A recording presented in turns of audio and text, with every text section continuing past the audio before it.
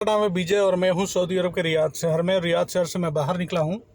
आप शायद देख रहे होंगे धूला माटी वाला ज़मीन। सिर्फ एक लाइन का रास्ता है, 2 लाइन का रास्ता है जाने के लिए, 2 लाइन का आने के लिए। और ये पूरी जो है एरिया, ठीक है, घुमा के दिखा रहा हूँ आपको। देखें पूरी जो वहाँ खाली पड़ी है ज़मीन इधर, ठीक है। शहर से मात्र जो है 40 किलोमीटर बाहर निकला हूँ। 40 किलोमीटर के बाद आदमी घर द्वार नहीं है, ठीक है। सब मरुस्थल है, बालू है, ठीक है। दिख रहे हैं ना, कोई कुछ नहीं है। यानी 40 किलोमीटर बाद निकलने के बाद शहर से कुछ नहीं है, सिर्फ जो है खाली जगह है। पॉपुलेशन कम होने से कितना फ़ायदा है, बस यही दिखाने का मुझे पर्पज़ है। पॉपुलेशन ज़्यादा होने के बाद में आदमी को जो ज़मीनी लड़ाई है, साला पूरा ज़मीन खाली है।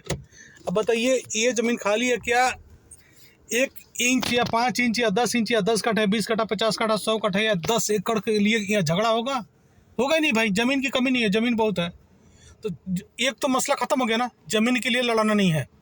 रास्ते बनाने के लिए किसी को घर जो है तोड़ने की ज़रूरत नहीं, क्योंकि रास्ता खाली है भाई, ज़मीन खाली है। जितना मन करे उतना चौड़ा रास्ता बनाओ। अच्छा, ड्रेन जो है पाइप लाइन डालने के लिए, ड्रेन की लाइन डालने के लिए, नेट की वायर डालने के लिए किसी झगड़ने की ज़रूरत नहीं है, ना ही किसी को पैसा देने की ज़रूरत है। सरकार को अगर 20 लाइन हाईवे बनाना है तो किसी को पैसा देने की ज़रूरत नहीं है भाई। इंडिया साला मादर चो, ठीक है। अगर 2 लाइन से 4 लाइन हाईवे हो गया तो साला जो अगल बगल के जितने घर है सब तोड़ना पड़ता है।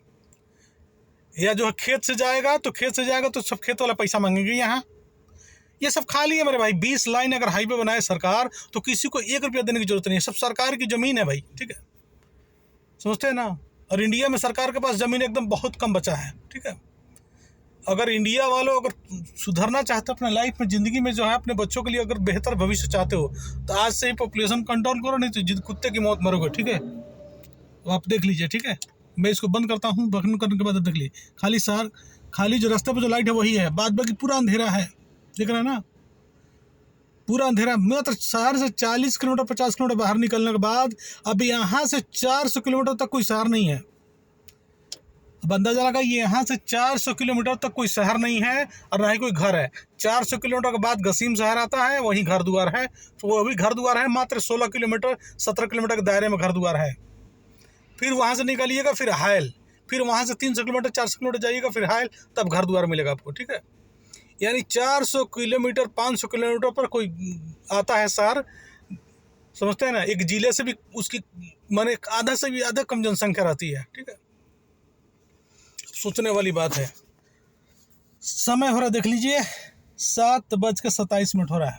अब अंदाजा लगाइए, कोई पब्लिक है, पैदल चलने वाला नहीं चाहिए, कि ये एरिया जो है, अब जिसके पास गाड़ी नहीं होगा ये मर जाएगा। इधर बिना खाए बिना मर जाएगा। इधर ना कोई दुकान है, ना कोई पाठ है, ना कोई पानी है, ना कोई ट्यूबवेल है, कुछ नहीं है, ठीक है।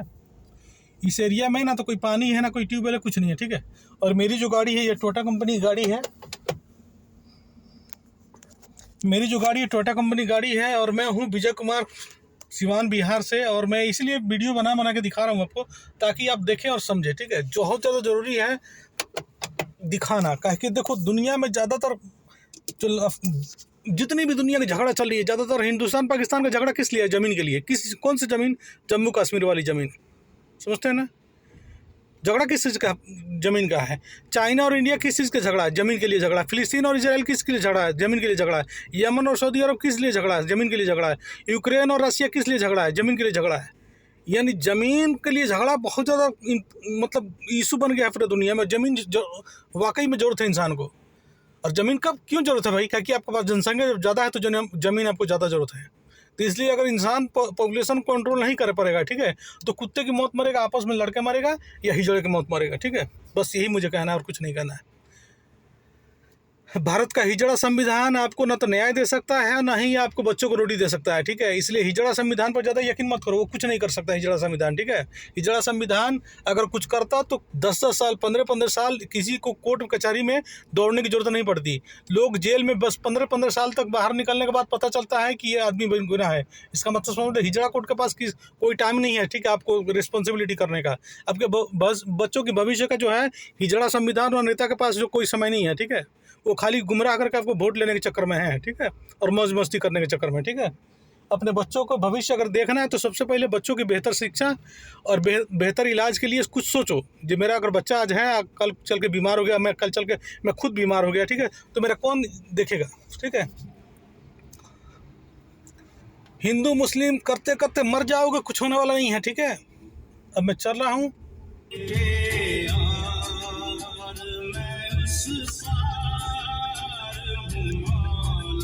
अब देख लिए 2 लाइन का हाईवे है।